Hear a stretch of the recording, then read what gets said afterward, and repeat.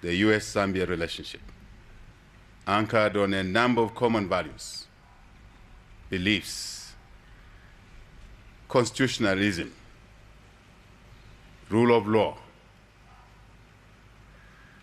protection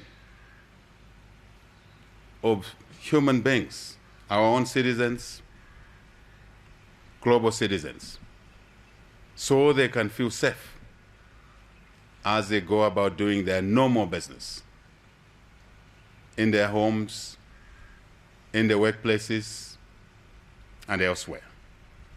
We value that. We also value the bilateral relationship that we have.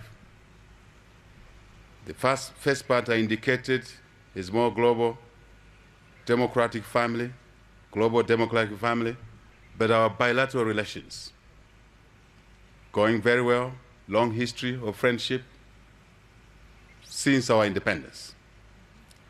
And obviously, if I return to the democratic values, Vice President Harris, on behalf of the people of Zambia, I want to express how delighted we are to have been chosen to co-chair the second Summit for Democracy.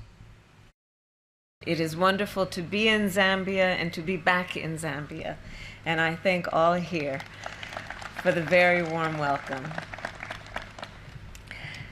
My visit to Zambia has a special significance for me, as many of you know, and for my family. As you know, I visited Zambia, Mr. President, as a young girl when my grandfather worked here. My grandfather was a civil servant in India, and in 1966, shortly after Zambia's independence, he came to Lusaka to serve as a Director of Relief Measures and Refugees. That was his title.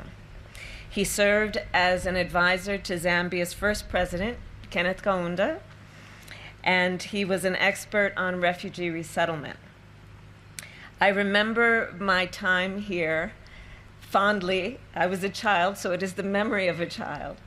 But I remember being here and just how it felt, and the warmth and the excitement that was present. Any memories come back to the property? How was it visiting the Well, house? that's not the house where they live, so it's the grounds. But it was, I have memories of very young childhood memories of being there. So that is very special to know that that's where. Can you talk about any inspiration you drew from your grandfather and his role here? A lot of inspiration. My grandfather was one of my favorite people, and I think as an extension of the work that he did here as an advisor to President Kamala, it was really, he cared deeply about freedom and independence. And I was the eldest grandchild, and so I got the benefit and the blessing of a lot of time with him as a young child, where he would really talk about that. He believed in autonomy. He believed in the nobility of public service. He believed in fighting corruption.